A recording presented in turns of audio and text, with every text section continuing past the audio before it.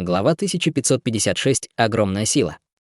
Раздался сокрушительный удар, и только небольшая часть Черной горы успела погрузиться в серый свет, а затем застыла на пути, словно ей что-то мешало. Хань Ли был действительно ошеломлен увиденным. Естественно, никто не знал лучше него, насколько тяжелой была гора эссенции божественного света. По крайней мере, он не смог бы поднять эту гору до достижения стадии пространственного закаливания. Даже после достижения стадии пространственного закаливания он все еще едва мог выдержать невероятный вес горы после активации своего первозданного истинного дьявольского искусства, чтобы укрепить свое тело. Однако гигантская моль смогла совершить такой невероятный подвиг. Несмотря на потрясение, захлестнувшее его сердце, Хань Ли немедленно сделал печать заклинания, и золотая проекция над головой мгновенно взмахнула 6 руками в воздухе. Вперед мгновенно вырвались шары золотого света, превратившись в порывы неистово несущихся, жестоких золотых ветров. Прежде чем добраться до серого света, из порывов ураганного ветра внезапно появилось 5 лопастей ветра, и все они в мгновение ока исчезли в бескрайних просторах серого света. Раздалась череда глухих ударов, и все лопасти ветра что-то ударили, но, казалось, они не причинили никакого вреда гигантскому мотыльку. Хань Ли прищурился, и по его велению в воздухе засвистели золотые ветры, мгновенно сметая серый свет и раскрывая то, что было скрыто под ним. Хань Ли сфокусировал взгляд на гигантском мотыльке впереди и резко изменился в лице. Гигантский мотылек претерпел кардинальные изменения.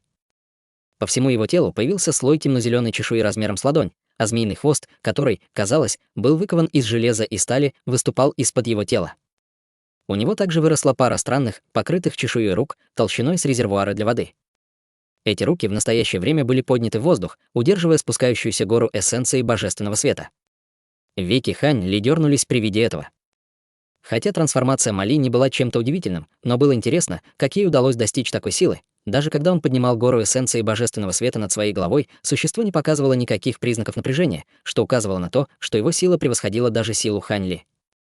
При виде этого в глазах Хань Ли вспыхнул холодный свет, и измельченные фрагменты его летающих мечей внезапно вспыхнули лазурным светом, затем снова превратились в 72 лазурные нити, устремившись к чудовищному мотыльку.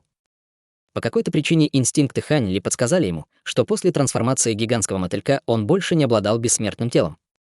Таким образом, он немедленно вызвал свои летающие мечи снова в попытке убить этого зверя раз и навсегда. Изо рта змеиной головы внезапно раздалось громкое шипение, после чего над его зеленой чешуей возникла серия прозрачных щитов.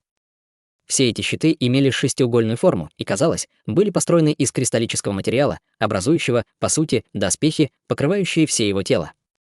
Лазурные нити ударили по этим прозрачным щитам, но их отбили вспышки белого света, в результате они были совершенно не способны повредить защиту гигантского мотылька. При виде этого Хань Ли выражение лица стало еще более мрачным. Он пытался найти другой способ действий, как вдруг гигантский мотылек внезапно выпрямил обе руки, и черная гора внезапно взлетела в воздух. Сразу после этого все кристаллические щиты вспыхнули по всему его телу и взорвались, образовав шары искрящегося белого света, которые в следующее мгновение сошлись воедино, образуя искусственное белое солнце. Белый свет был просто невероятно ярким. Даже после активации способности своих глаз духовного прозрения Хань Ли все еще чувствовал, как его глаза пульсируют от боли. Однако этой доли секунды ему хватило, чтобы определить, что находится за мерцающим барьером белого света, и его губы дернулись в ответ на то, что он увидел. За бескрайним простором белого света не было ничего, гигантский мотылек бесследно исчез в тот момент, когда он закрыл глаза. Однако, учитывая обширный боевой опыт Хань Ли, он определенно не собирался давать своему противнику возможность нанести ему внезапную атаку. Хань Ли практически в тот же момент, как мотылёк исчез, взмахнул рукавом, и изнутри вылетело 5 белых черепов. Черепа начали вращаться вокруг него и одновременно взорвались в виде вспышек пятицветного пламени, охватившие область более 1000 футов. Внезапно в нескольких сотнях футов от Хань Ли раздался чудовищный крик, и в пятицветном пламени появилась черная фигура размером 80 футов. Это был никто иной, как только что исчезнувший чудовищный мотылёк. Мотылек сократился до менее чем 1/10 своего первоначального размера и очень медленно двигался в огне, словно был заперт внутри. Хань Ли пришел в восторг от этого и сразу же открыл рот, одновременно выпустив шар серебряного пламени и небольшой лазурный котел. Серебряное пламя превратилось в серебряного огненного ворона размером около фута, и оно немедленно взлетело по воздуху. Тем временем маленький лазурный котел начал издавать слабое жужжание, после его крышка слетела сама собой. Кучка лазурных нитей вырвалась изнутри и тут же исчезла на месте. В следующее мгновение из-под головы гигантского мотылька вырвались пространственные колебания, из воздуха появились лазурные нити, появились из воздуха, которые мгновенно рассеялись и окутали тело гигантского мотылька. Однако по всему телу мотылька снова появился кристаллический щит, тем самым сдерживая лазурные нити. Только тогда серебряный огненный ворон достиг огромного мотылька. Хань Ли завис в воздухе с невыразительным видом, что-то повторяя, а серебряный огненный ворон открыл пасть, выпустив тонкую золотую и серебряную нить. Это был не что иное, как пучок восстанавливающегося зловещего духовного света, который огненный ворон поглотил совсем недавно. Тонкая нить промелькнула в воздухе, совершенно не обращая внимания на кристаллические щиты, с легкостью проткнув грудную клетку мотылька, а затем вышла с другой стороны. На груди чудовища появилась тонкая колотая рана, но края раны были полностью обуглены, и из нее не капала кровь. Если бы это был обычный демонический зверь, прокол его груди был бы, по крайней мере, тяжелым ранением, или бы вовсе убил его. Прямо в этот момент тонкая нить, которая только что проткнула гигантского мотылька, отклонилась назад и приготовилась пробить еще одну дыру в его теле. В данном случае он целился в голову насекомого. Однако на теле мотылька внезапно появились слои пронизывающего света, и он своими невероятно мощными руками прорвался сквозь ограничивающее пятицветное пламя вокруг него. Затем он сложил ладони перед грудью, и раздался потрясающий звук, вслед за которым появились видимые невооруженным взглядом звуковые волны и мгновенно распространились во всех направлениях. Все пятицветное пламя в окрестностях было сметено этими чрезвычайно мощными звуковыми волнами. В то же время гигантский мотылек внезапно обернулся и с холодным выражением на лице взглянул на приближающуюся тонкую нить. Внезапно из его глаз вырвались две полоски золотого света, объединившись в одну, безошибочно поразили приближающийся восстанавливающийся зловещий духовный свет. Как только атаки столкнулись, восстанавливающийся зловещий духовный свет превратился в шар золотого и серебряного света, а затем взорвался. Только тогда огненный ворон расправил крылья и бросился прямо на гигантского мотылька. Однако массивная голова питона внезапно открыла пасть, выпустив на огненного ворона шар черной жидкости. Сразу после этого гигантский мотылек резко взмахнул своим массивным хвостом в воздухе, и его тело развернулось, направившись к Хань Ли, как выпущенная стрела. Затем пространство перед мотыльком искривилось, и он снова внезапно исчез. При виде этого Хань Ли сразу же ткнул пальцем в свою глобель, и во вспышке черного света появился его глаз разрушения. Затем из глаза во все стороны вырвались полоски черного света, и все они мгновенно исчезли в пространстве. Когда одна из полос черного света исчезла в пространстве на высоте более 100 футов над Хань Ли, раздался оглушительный грохот, заставив гигантского мотылька раскрыться. В тот момент, когда чудовищный мотылек был вынужден снова появиться, он пристально посмотрел на Хань Ли, и из его золотых глаз вырвались две полосы золотого света. Мотылек также с разрушительной мощью замахал своим змеиным хвостом в сторону Хань Ли, оставляя за собой следы остаточных изображений.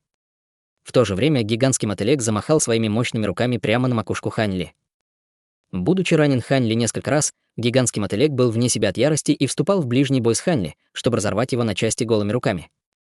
Вместо того, чтобы встревожиться этим развитием событий, Хань Ли был в восторге от того, что гигантский мотылек добровольно сократил расстояние между ними. Золотая проекция над его головой внезапно вспыхнула и исчезла в его тело. В следующее мгновение он издал громкий крик. Сразу после этого по всему телу Хань Ли появилась мерцающая золотая чешуя, и у него на спине выросло 4 золотые руки. В то же время в каждой из его рук появилось золотое оружие, и они состояли из сабли, меча, посоха, кольца, песта и булавы. Его глаз разрушения снова вспыхнул, и толстый столб черного света вырвался вперед, поразив 2 встречных столпа золотого света. После этого он взмахнул 6 руками в воздухе, и 2 золотых оружия направились к гигантскому хвосту мотылька, в то время как остальные 4 проявились в огромном пространстве золотых проекций, которые образовали барьер над ним. Змеиный хвост столкнулся с парой золотого оружия Хань Ли, и сила столкновения отбросила Хань Ли на несколько шагов назад. В то же время 6 золотых орудий в его руках также рассыпались и бесследно исчезли. Однако гигантский мотылек явно не одержал победу во время этого столкновения. Мало того, что его змеиный хвост был отрублен, так и 2 его чудовищные руки были серьезно ранены и превратились в массы кровавой плоти и крови. Этот чудовищный мотылек, возможно, обладал немного большей силой, чем Хань Ли, но его тело было далеко не таким крепким, и маленькие кристаллические щиты, которые он вызвал, были не очень эффективными против атак настоящего оружия.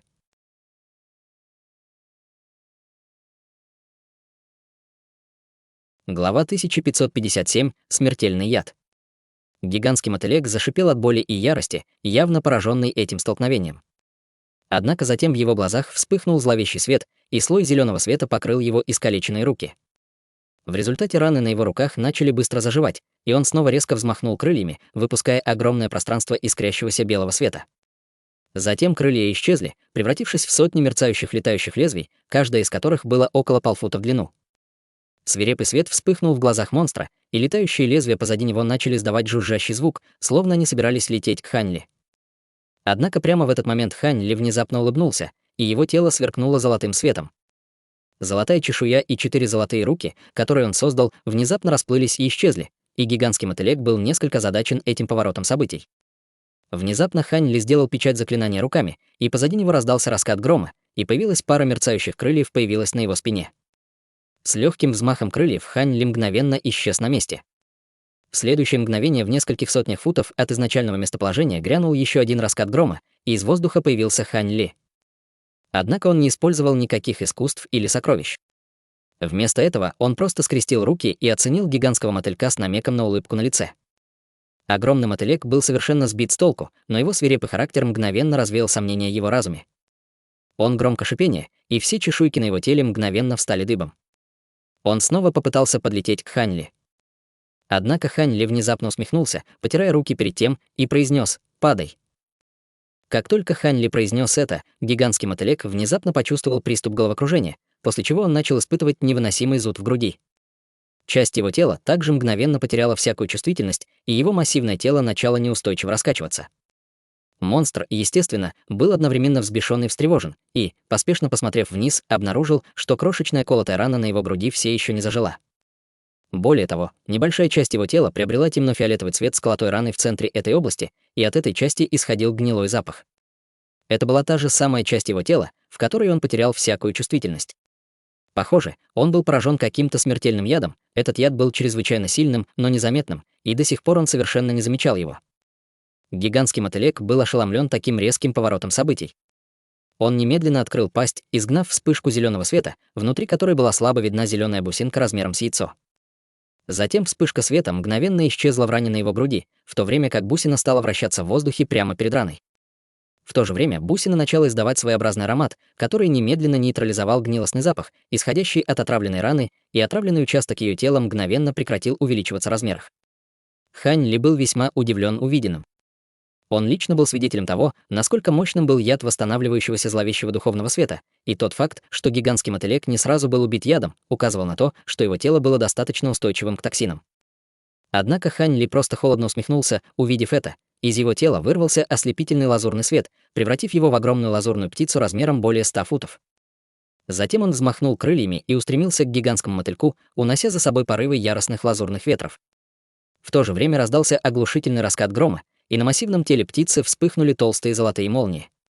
Молния превратила огромные когти птицы в золотой цвет, и они схватили гигантского мотылька со свирепой силой. Чудовищный мотылёк внизу поспешно выпустил летающее лезвие позади себя в сторону Хань Ли, но массивная лазурная птица просто продолжила лететь вперед, полностью игнорируя приближающееся лезвие, сохраняя свою поразительную скорость. Летающие лезвия быстро поразили гигантскую птицу, но ее массивные крылья отбросили ее в сторону с чередой громких лязгов, что сделало их совершенно неэффективными. Это не было неожиданностью. В конце концов, физическое тело Хань Ли было уже чрезвычайно мощным, и после его трансформации Кун Пена оно было усилено еще больше, поэтому, естественно, не было никакого способа, чтобы эти лезвия могли причинить ему вред.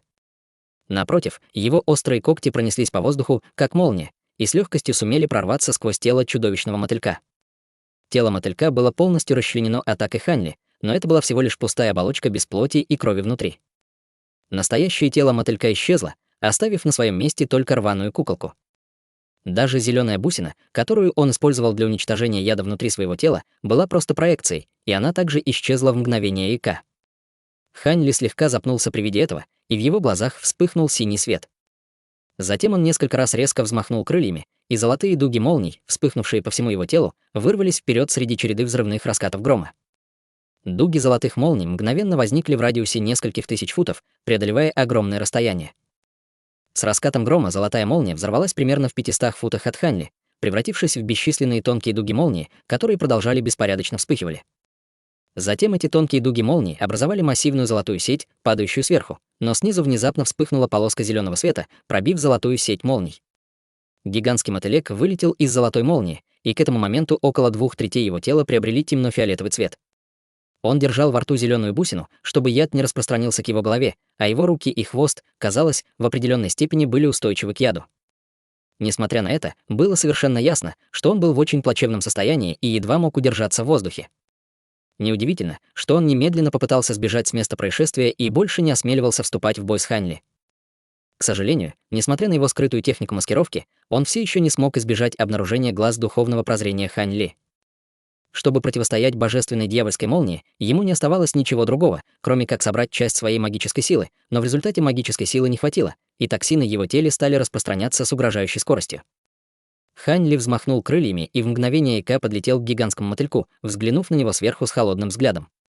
Несмотря на то, что гигантская птица, в которую превратился Хань Ли, на самом деле не была истинным духом Кунпена, он поглотил ее истинную духовную кровь, поэтому аура, исходящая от его тела, сильно напоминала ауру настоящего Кунпена.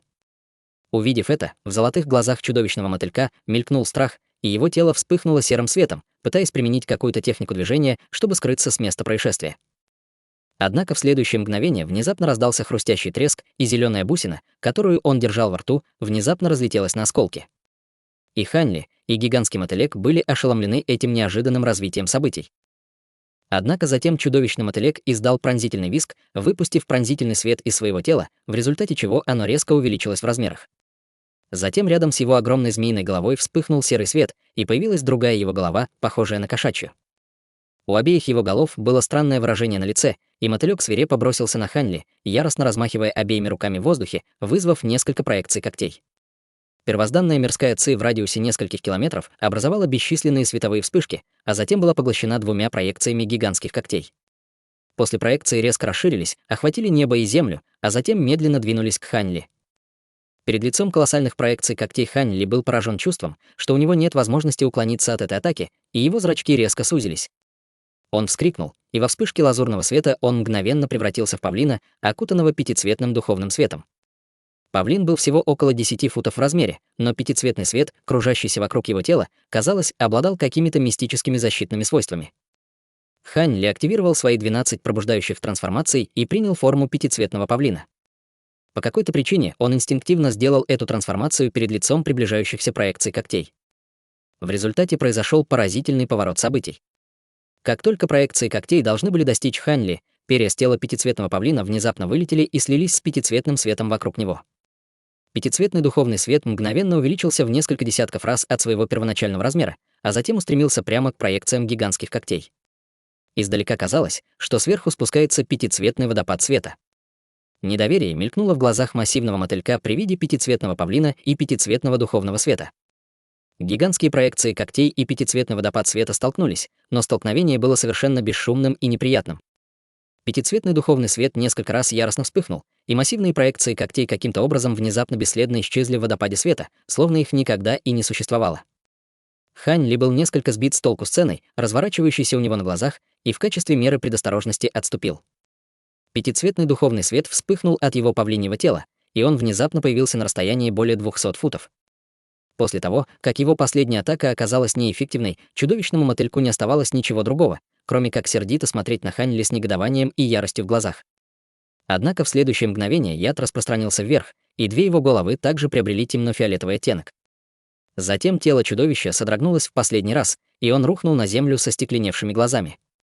Прямо в этот момент пятицветный павлин сжался, и Хань Ли принял человеческую форму, глядя на падающего мотылька с холодным выражением лица, без намерения преследовать его. Пурпурное тело гигантского мотылька врезалось в ледяной остров внизу и полностью застыло. Только тогда Хань Ли сделал хватательное движение, и перед ним появился серебряный огненный шар. Это был никто иной, как огненный ворон, ранее пойманный чудовищным мотыльком ловушку. Серебряный огненный шар немедленно полетел вниз по приказу Хань Ли, по пути превращаясь в мерцающего серебряного огненного ворона. Птица пролетела по воздуху, направляясь прямо к туше гигантского мотылька, готовясь броситься головой на его останки. В этот момент две массивные головы бабочки внезапно взорвались в унисон, образовав огромное пространство кровавого тумана. Из тумана появились два шара зеленого пламени размером и разлетелись в противоположных направлениях.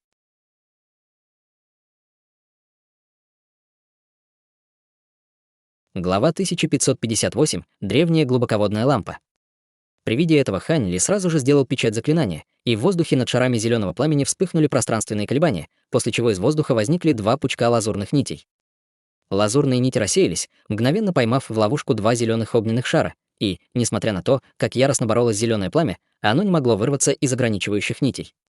В этот момент рядом появился небольшой лазурный котел, и Хань Ли указал на него пальцем издалека. Серебряный огненный ворон, летевший в этом направлении, взорвался с глухим ударом, а затем пролетел по воздуху двумя серебряными огненными шарами и с безошибочной точностью поразил пару зажатых зеленых огненных шаров. Раздались пронзительные вопли, и два шара зеленого пламени сошлись в серебряном пламени, образуя пару объектов, похожих на глазные яблоки. Пара глаз повернулась к Ханьли, и они моргнули, вспыхнув особым светом. Сердце Ханьли забилось быстрее при виде этого, и он инстинктивно исчез на месте. В то же время два зеленых глазных яблока превратились в ничто в серебряном пламени. Только тогда Ханьли снова появился во вспышке лазурного света на расстоянии более 100 футов с серьезным выражением на лице.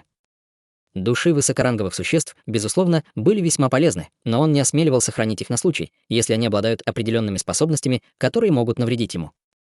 Было нежелательно использовать технику обыска души на существах с более высоким уровнем культивации, чем он сам, поскольку он мог легко пострадать от обратной реакции. Однако Ханьли был весьма удивлен тем фактом, что у этого монстра были две независимые души. Более того, пара объектов, похожих на глазные яблоки, в которых в конце концов проявились души, также была довольно своеобразной. Проведя тщательное обследование своего тела, Ханьли не обнаружил ничего плохого, поэтому казалось, что огненный ворон уничтожил эти два объекта, прежде чем они смогли использовать какие-либо способности. Помня об этом, Ханьли вздохнул с облегчением и взмахнул рукавом.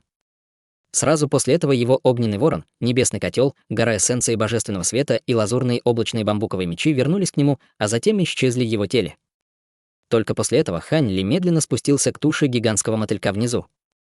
Ханьли не знал, что сразу после того, как он убил чудовищного мотылька во дворце, построенном из безупречного белого нефрита и расположенном глубоко в кромешной тьме океана, произошла невероятная череда событий. На земле в темной секретной комнате на самом глубоком уровне дворца в ряд стояли 12 старинных медных ламп. Каждая из этих ламп была около фута в высоту, и внутри ламп мерцало слабое зеленое пламя разной величины. Перед древними лампами, неподвижно скрестив ноги, сидела высокая и стройная человекоподобная фигура. У нее была опущена голова, и все ее тело, а также лицо были скрыты под золотым плащом. На плаще была нанесена серия странных узоров, и он переливался духовным светом. В тот момент, когда Ханьли уничтожил две души чудовищного мотылька, одна из ламп среднего размера внезапно погасла. Из тела человекоподобной фигуры раздался странный скрипучий звук, и она медленно подняла голову. Перед ней возникло два шара зеленого пламени, мгновенно открывшие ее истинный облик. У человекоподобной фигуры было белое скелетное лицо, и два шара серебряного пламени горели в его глазницах, создавая довольно жуткую и тревожную картину. Голова скелета повернулась, оценивая потухшую древнюю лампу с холодным взглядом, и, яростно фыркнув, внезапно открыла рот и выпустила шар черного света. Выброшенный объект представлял собой квадратную черную печать. Объект был чрезвычайно гладким, но на его поверхности был вырезан угольно-черный истинный дракон, который несколько раз сделал круг вокруг печати. Скелет произнес странное заклинание, и из черной печати вырвалась полоска черного света, вслед за которой появился гигантский черный объект. В тусклом свете ламп в секретной комнате выяснилось, что черный объект был лазурным зверем длиной 40 футов с головой гигантской коровы. Чудовище неподвижно лежало на земле, и если бы не легкие подъемы и опускания его груди, можно было бы подумать, что это мертвая туша. Скелет открыл пасть, и изнутри вылетел огненный шар размером с горошину, а затем, вспыхнув ярким светом, исчез в теле монстра. Чудовище вздрогнуло, из его суставов послышалась серия тресков и хлопков, после чего оно открыло глаза и поднялось на ноги. Сначала оно озадаченно огляделось по сторонам, но вскоре в его глазах появилась ясность, и, сжав руки в кулаки, он запрокинул голову и издал громкий рев. Раздался грохочущий раскат грома, и дуги лазурных молний покрыли тело зверя. Скелет внезапно издал серию нечеловеческих визгов, словно давал монстру серию инструкций. Кровоголовый монстр кивнул, и дуги молнии, исходящие от его тела, стали ярче. Внезапно грянул гром, и он исчез, используя технику молниеносного передвижения. После его ухода в секретной комнате снова стало тускло и тихо. Зеленое пламя в глазницах скелета вспыхнуло, и он бросил взгляд на древнюю лампу, которая только что погасла, а затем указал на нее своим скелетным пальцем. После едва слышного удара пламя в лампе снова зажглось, но это было лишь слабое пламя размером с горошину, которое выглядело так, словно его можно было погасить легким ветерком. После всего этого зеленое пламя в глазницах скелета вспыхнуло несколько раз, и он оторвал взгляд от древней лампы, склонив голову набок в глубокой задумчивости. Однако в следующее мгновение он внезапно провел пальцем по воздуху и начертил круг впереди себя. Как только круг обрел форму, вспыхнули пространственные колебания, и перед скелетом возникло мерцающее серебряное зеркало. Скелет открыл пасть, направив на зеркало шар зеленого света, и поверхность зеркала вспыхнула ярким духовным светом, а затем на ней появилась серия изображений. Некоторые из этих изображений были довольно четкими, как если бы они находились прямо перед глазами скелета, а некоторые были мутными и расплывчатыми, словно были чем-то скрыты. На каждом изображении были изображены разные условия и предметы, некоторые из которых были человекоподобными по своей природе, а другие — звериными существами, но все они выглядели чрезвычайно могущественными. Внезапно скелет указал на зеркало, и оно зафиксировалось на единственном изображении. На изображении был изображен молодой человек со заложенными за спиной руками. Он парил в воздухе с равнодушным выражением на лице, и на нем была одета лазурная мантия. Разумеется, это был Ханли. Скелет долго оценивал образ Ханли в зеркале с холодным выражением на лице, а затем небрежно махнул рукой в воздухе. Зеркало с треском разбилось посередине и растворилось в пятнышках лазурного света. Зеленое пламя в глазницах скелета горело еще некоторое время, а затем погасло, после чего он опустил голову и снова упал совершенно неподвижно. Тем временем Ханли только что спустился рядом с тушей чудовищного мотылька, внимательно осматривая его. У зверя такого ранга многие части его тела, естественно, были бы из чрезвычайно редких и драгоценных материалов. Однако больше всего Ханли интересовало не внутреннее ядро зверя, а его чешуйки, которые могли вызывать в воображении маленькие кристаллические щиты, а также пара гигантских крыльев, которые могли создавать бесчисленные острые лезвия. Несмотря на интерес Ханли к туше мотылька, сейчас у него не было времени разбирать его. Таким образом, он взмахнул рукавом, выпустив браслет для хранения, и втянул в него тушу мотылька полоской лазурного света.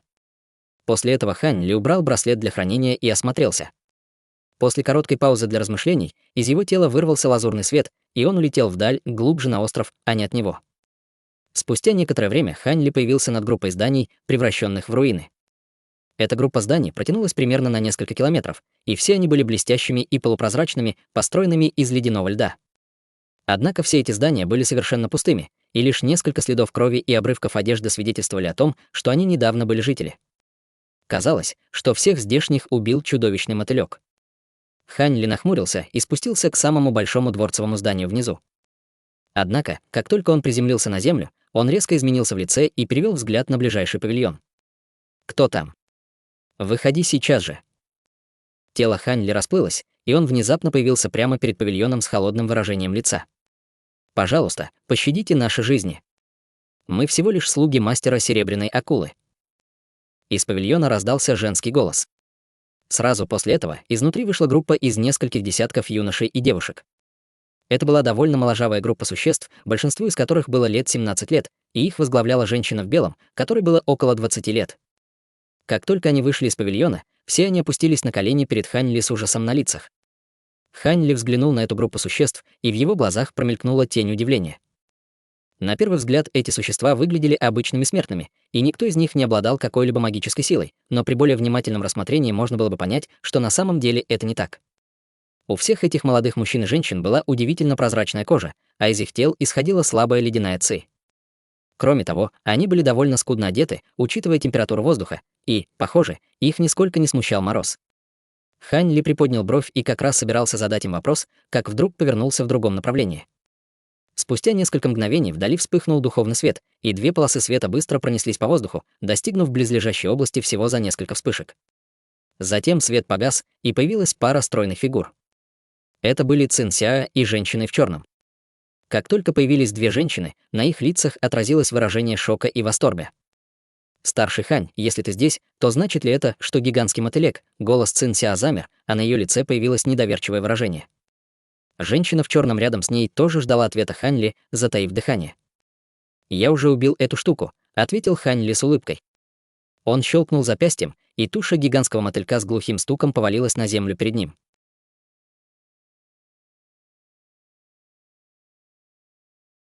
Глава 1559. Раса ледяной эссенции. Две женщины пришли в восторг от вида трупа, и Цин Сяо, вздохнув с облегчением, поклонилась Ханли. «Спасибо за то, что разобрались с этим отвратительным чудовищем, старший хан.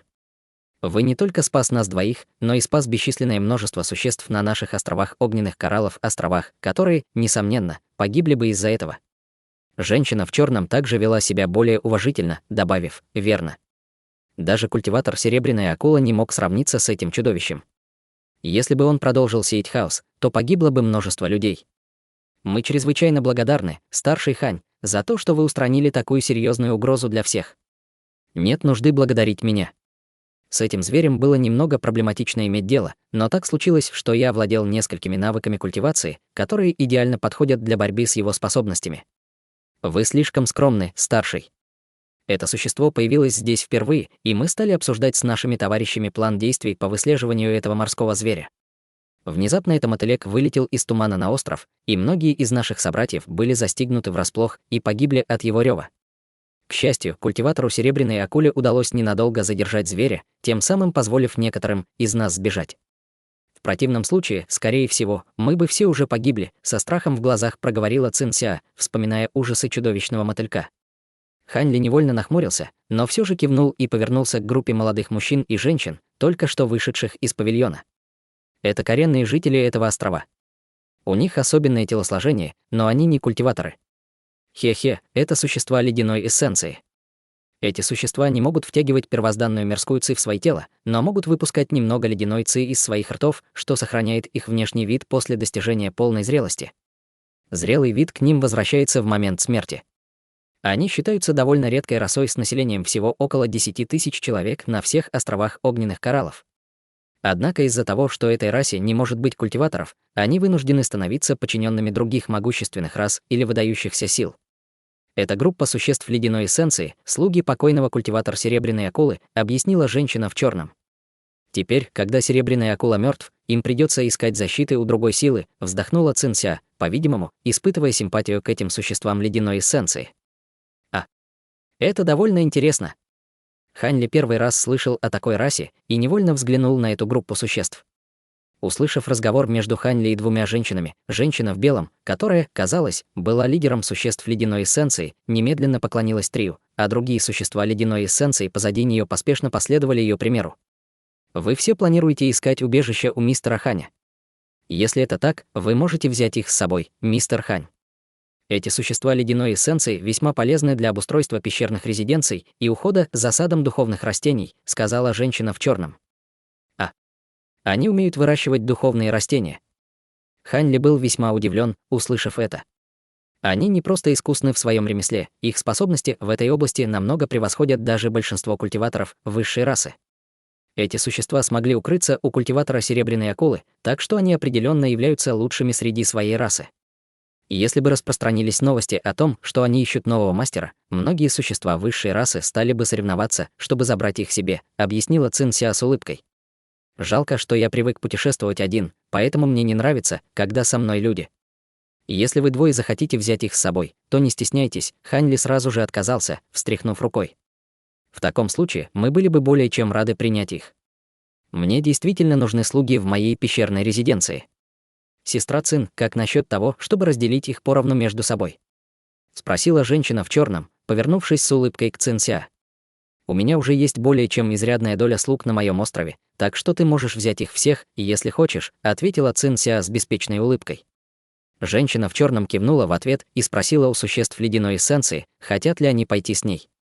Их первоначальный мастер уже погиб, поэтому существа ледяной эссенции, естественно, не собирались отказываться от предложения женщины. Таким образом, все они почтительно согласились. После этого они очистили самое большое дворцовое здание по велению женщины и пригласили внутрь Ханьли и его спутниц. Каковы ваши планы дальше, мистер Хань? Вы все еще собираетесь выследить этого морского зверя? Спросила Цинся, садясь на каменный стул во дворце. Я уже прошел весь этот путь, поэтому я, конечно, не собираюсь сдаваться, не попробовав, спокойно ответил Ханьли. Цинся и другая женщина переглянулись, услышав это. Вы двое считаете, что я не способен на такой подвиг? Спросил Ханьли, приподняв бровь. Конечно, нет. Вы даже смогли убить этого чудовищного мотылька, так что, конечно, не исключено, что вы сможете выследить этого морского зверя. Однако во время наших прошлых охотничьих путешествий мы в значительной степени полагались на культиватора серебряной акулы, чтобы выследить этого морского зверя. Теперь, когда духовный зверь погиб вместе с мастером, скорее всего, будет непросто снова найти того морского зверя, поспешно объяснила женщина в черном. Вот так? Тогда как эта серебряная акула мог выслеживать морского зверя? Спросил Ханьли с намеком на удивление на лице. Я слышала об этом однажды от серебряной акулы. Судя по всему, его светлая серебряная акула обладала естественной способностью к отслеживанию. Если он однажды что-то увидел, он сможет почувствовать это в радиусе 5000 километров, а затем медленно найти. В прошлом светлая серебряная акула вела все наши охотничьи группы в логово морского зверя, мрачно объяснила Цинся. В этом случае все действительно будет немного хлопотно. Похоже, мне просто придется отправиться в суровую местность, где обитает морской зверь, и попытать счастье там, сказал Ханли, нахмурив брови. Если вы настаиваете на охоте на этого зверя, почему бы вам не подождать еще месяц или около того? Еще несколько наших товарищей-даосистов должны были пережить нападение этого чудовищного мотылька, а многие еще не прибыли на острове. Если мы сможем организовать охотничий отряд, это будет по крайней мере лучше, чем преследовать зверя в одиночку, предложила женщина в черном. Скорее всего, это не сильно поможет. Я вспоминаю, что госпожа Цин однажды рассказал мне о силах морского зверя. Если бы мы разделились, мы, скорее всего, были бы разделены и побеждены. И если бы мы охотились за зверем вместе как группа, это не увеличит наши шансы найти его больше, чем если бы я поискал его самостоятельно. Вдобавок ко всему, было бы куда лучше, если бы мы могли выследить зверя за короткое время, но если охота затянется слишком долго, среди членов партии неизбежно разовьется инакомыслие. В таком случае, мне лучше пойти одному. Что касается всех остальных, они могут пойти с ними, если захотят, но я не буду их заставлять, если они не хотят сопровождать меня, с улыбкой ответил Ханли. Обеим женщинам, услышав это, естественно, больше нечего было добавить. Если мне удастся восстановить облачный пространственный кристалл, пожалуйста, помогите мне восстановить транспортную формацию. Будьте уверены, старший. Если вы сможете вернуть облачный пространственный кристалл, вы можете предоставить нам ремонт транспортной формации, с улыбкой пообещала женщина в черном, и Цинся последовала ее примеру. Хань Ли кивнул с довольным видом, услышав их ответы. В остальном процесс был довольно простым. Хань Ли поинтересовался, где в прошлом морское чудовище было замечено, а затем, разработав метод, с помощью которого он мог связаться с двумя женщинами, улетел в виде полоски лазурного света. Цин Ся и женщина в черном стояли перед дверями дворца и смотрели на его удаляющуюся фигуру со сложным выражением на лице. Даже сейчас я все еще не верю, что старший Хань действительно смог убить этого чудовищного мотылька. Его уровень культивации очень похож на уровень культивации серебряной акулы, но культиватор серебряной акула был убит этим чудовищем в одно мгновение, пробормотала про себя женщина в черном. Разве мистер Хань не сказал, что он овладел несколькими навыками культивации, которые идеально подходят для борьбы со способностями мотылька?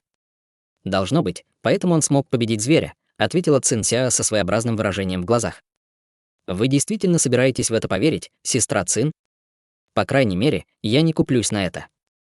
Если отбросить странные способности этого мотылька, только его демоническая сила сделала его сопоставимым с существом высшей расы 9-го ранга.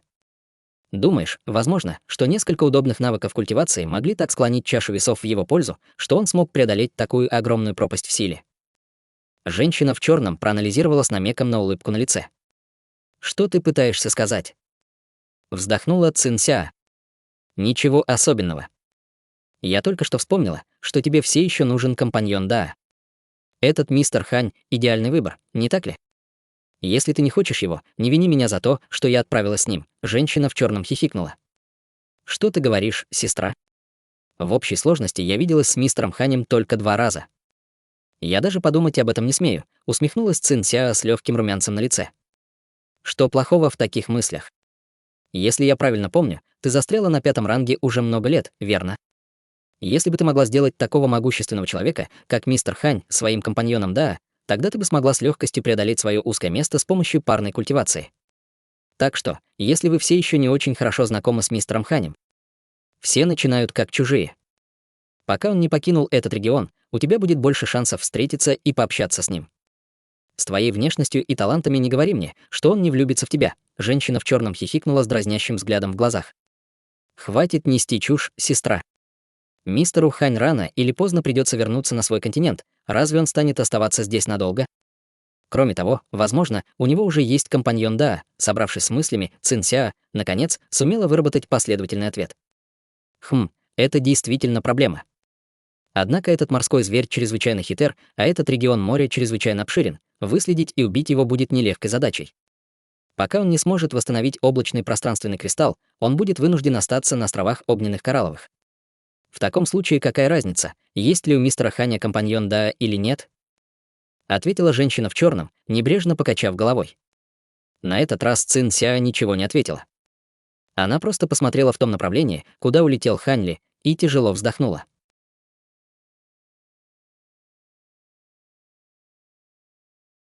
Глава 1560. Два зверя. Более 2 месяцев спустя полоска лазурного цвета пролетела над определенным районом океана на малых высотах. Внезапно она развернулась и полетела в другом направлении со скоростью, в несколько раз превышающей первоначальную, преодолев расстояние более 100 футов в мгновение ока. Таким образом, чудовищная рыба, которая пыталась напасть на нее, схватила зубами пустой воздух, хлеща хвостом сквозь бурные волны, пытаясь снова броситься на нее. В этот момент из лазурного света раздался громкий крик, и вырвалось несколько десятков лазурных нитей, мгновенно обернувшись вокруг рыбы. Огромное морское чудовище было мгновенно разрезано на бесчисленное количество кусков, а его останки посыпались с неба в виде грязного зеленого дождя, окрасив всю территорию океана поблизости. Затем полоска лазурного света неторопливо продолжила свой первоначальный путь. В лазурном свете молодой человек лет 20 с равнодушным выражением лица неподвижно стоял на массивном лазурном мече. Это был никто иной, как Ханли, который уже более 10 дней искал в этом регионе морского зверя, похожего на кита. Несмотря на то, что он долгое время искал свою цель, его все еще поражало ощущение, что он ищет иголку в стоге сена. За эти последние несколько дней он убил несколько подобных наглых морских животных, которые пытались напасть на него, но он не нашел никаких следов, указывающих на местонахождение морского зверя, которого он искал. К счастью, в этом регионе было много крошечных островов, и расстояние между ними составляло не более нескольких десятков километров. Таким образом, Хань Ли не беспокоил расход духовной ци. Все, что ему нужно было делать, это время от времени отдыхать на одном из этих островов день или два, и его магическая сила полностью восполнялась. Конечно, в это время Хань Ли не просто искал этого морского зверя. Если бы кто-то мог заглянуть в его тело, то они бы обнаружили золотисто-лазурную зарождающуюся душу, несколько дюймов высотой, находящуюся внутри его дантяна, испускающую постоянный поток зарождающегося пламени, чтобы улучшить маленький кристаллический щит в своих руках. Большая часть магической силы Хань Ли была посвящена этой цели. После вскрытия чудовищного мотылька, которого он убил ранее, он добыл из него более 100 чешуек и усовершенствовал этот маленький кристаллический щит, используя его чешуйки в сочетании с некоторыми другими материалами. Процесс очистки не был очень сложным, но требуемые материалы были довольно особенными. Этот щит не только был чрезвычайно твердым и прочным, он даже унаследовал способность чудовищного мотылька отражать атаки, основанные на свете, и это было весьма приятно для Хань Ли. После недолгого колебания он решил переработать это сокровище в свое тело. Помимо этого, Хань Ли также усовершенствовал 360 летающих сабель из массивных крыльев мотылька, каждая из которых была размером около дюйма. Эти летающие сабли были чрезвычайно острыми и с легкостью могли пробить обычную броню и щиты. К сожалению, ядро зверя-бабочки было полностью разрушено. В противном случае Хань Ли был бы заинтересован в изучении хитросплетений, стоящих за необычным рыком монстра. В конце концов, он все еще не знал, как эти звуковые волны смогли вызвать такую реакцию истинной духовной крови в его теле, и это было для него довольно тревожным фактом. Кто знает, обладает ли его 12 пробуждающих трансформаций какой-то слабостью, о которой он не подозревает. Что, если бы он встретил врага с подобной способностью в будущем? Повторится ли то же самое? Хань Ли размышлял над этими мыслями, бесцельно обыскивая океан внизу своими глазами, а также своим духовным чутьем. По словам Цин Сяо и ее спутницы, этого похожего на кита морского зверя много раз видели в этом районе моря за последнее столетие. Таким образом, если он был готов потратить некоторое время, был хороший шанс, что рано или поздно он столкнется с ним. Еще более важно, морское чудовище обладало чрезвычайно мощной техникой водного передвижения, из-за которой его было очень трудно убить. Однако во время своих поисков он уже разработал некоторые тактики, чтобы противодействовать этому, поэтому он был относительно уверен в своей способности убить морского зверя после встречи с ним. Хань Ли продолжал скользить взглядом по поверхности океана, и его брови слегка нахмурились. На ближайшем морском дне обитало несколько низкоранговых морских животных, так что китоподобного морского зверя здесь, скорее всего, не было. Поэтому Хань Ли ускорился, улетев еще дальше. Таким образом, дни летели один за другим. Примерно раз в месяц Хань Ли отдыхал на небольшом острове в течение нескольких дней для восстановления магической силы, а затем продолжал поиски. В результате многим из чуть более могущественных морских животных постигла неудача. Те, кто осмелился напасть на Хань Ли, естественно, были с легкостью убиты, но те, кто был достаточно умен, чтобы избегать Хань Ли, остались живы, убедившись, что не были целью, которую он искал. Хань Ли все еще не нашел морского зверя, которого искал, но обнаружил несколько признаков, указывающих на то, что оно прошло через определенные области, которые он искал. Был даже случай, когда он нашел массивный кусок кожи, сброшенный морским чудовищем, и он был чрезвычайно прочным и стойким, что делало его исключительным материалом для обработки инструментов. Однако Хань Ли не использовал его для создания доспехов. Эта часть зверя, действительно была довольно крепкой, но все равно не могла сравниться с его мощным телом. Вместо этого он усовершенствовал несколько талисманов, используя этот материал, в том числе набор талисманов 9 небесных дворцов, а также несколько талисманов первозданных доспехов и талисманы невидимости высшего зенита. Среди талисманов, записанных на этой половине страницы золотого нефритового тома, талисман небесной алебарды был единственным, который он все еще не мог изготовить. Однако с тех пор, как Хань Ли перешел на стадию пространственного закаливания и обрел превосходный контроль над источником ци в мире, ему, казалось, открылся целый новый мир, и он получил некоторое вдохновение, которое приблизило его к способности изготовить талисман небесной алебарды. Конечно, он все еще не знал, когда сможет изготовить его, но, по крайней мере, он добился некоторого прогресса. Время пролетело в мгновение ока, и прежде чем Хань Ли это осознал, он уже несколько лет бродил по этому региону океана. Однако он никуда не торопился. Он только недавно перешел на стадию пространственного закаливания, так что оставалось еще много вещей, которым он должен был постепенно научиться со временем. В течение этих последних нескольких лет он не мог сильно культивировать свою магическую силу, но добился больших успехов во многих своих искусствах и способностях. В этот день Хань Ли медленно летел, размышляя о каком-то искусстве культивации, как вдруг услышал странный крик вдалеке. Хань Ли никогда прежде не слышал ничего подобного, поэтому в его глазах сразу же вспыхнул синий свет. Спустя несколько мгновений на его лице появилось приподнятое выражение, и он посмотрел вдаль. «Наконец-то я нашел его. Но что это за штука борется с ним прямо сейчас?» Пробормотал про себя Хань Ли, превратившись в лазурную нить и ускорившись. После нескольких вспышек лазурная нить преодолела расстояние в несколько тысяч футов и после последней вспышки исчезла из поля зрения. Рядом с небольшим островом в нескольких сотнях километров темные облака закрывали все небо, а океан бушевал бурными волнами из-за сражения двух колоссальных существ друг с другом. Одной из них была гигантская малиновая креветка, длина которой превышала 2000 футов. Она была наполовину растянута на массивной скале и обладала прозрачным и гладким твердым экзоскелетом. В океане недалеко от скалы обитал похожий на кита морской зверь, который был примерно в 2 раза больше гигантской креветки. У морского зверя были те же тело и хвост, что и у кита, с той лишь разницей, что вся его голова была покрыта чешуей, а из головы торчали золотые рога и пара длинных щупалец, что делало его похожим на кита с головой змея. Два гигантских зверя смотрели друг на друга с осторожностью, а гигантская креветка непрерывно ревела. Все темные облака и бурные волны в окрестностях были вызваны этим массивным зверьком. Напротив, гигантский китоподобный монстр просто плыл совершенно бесшумно, как призрак. Однако его глаза были прикованы к гигантской креветке, и в его глазах мелькал намек на жадность. Несмотря на то, что креветка вызвала массивный переполох, в то время как гигантский кит был довольно тихим по сравнению с ней, можно было почувствовать, что креветка была намного беспокойнее и просто подняла шум в тщетной попытке запугать своего противника. Вдруг китообразный монстр повернулся в определенном направлении с намеком на недоумение в глазах. Спустя несколько мгновений духовный свет вспыхнул вдалеке в том направлении, куда смотрел кит, и едва заметная лазурная нить устремилась к ним с невероятной скоростью, не прилагая никаких усилий, чтобы замаскироваться или скрыться. Даже малиновая креветка невольно повернулась к лазурной нити с настороженным выражением лица. Лазурный свет отступил, и Хань Ли появился в воздухе прямо между двумя гигантскими чудовищами, как призрак, а затем бесстрастно посмотрел на них. «Я не ошибаюсь, это ты тот зверь, которого я ищу». «Хм. А еще здесь есть огненная кровавая креветка. Мне повезло». Возбужденно пробормотал себе под нос Хань Ли. Сразу после этого он одновременно взмахнул обоими рукавами по воздуху, и в одном из его рукавов раздался ясный крик, и оттуда вылетело несколько десятков маленьких лазурных мечей. Летящие мечи устремились к морскому зверю, похожему на кита, но внезапно исчезли в пространстве. Тем временем из другого его рукава появилась черная тень, которая резко увеличилась в размерах, образуя огромную черную гору, которая рухнула на огненную кровавую креветку. В то же время Хань Ли сделал печать заклинания, и из его тела вырвался ослепительный золотой свет от призыва его золотой проекции с 3 головами и 6 руками. 6 рук проекции пронеслись по воздуху, выпустив наружу 6 столбов золотого света, 3 из которых были нацелены на креветку, а другие 3 устремились к китоподобному морскому зверю.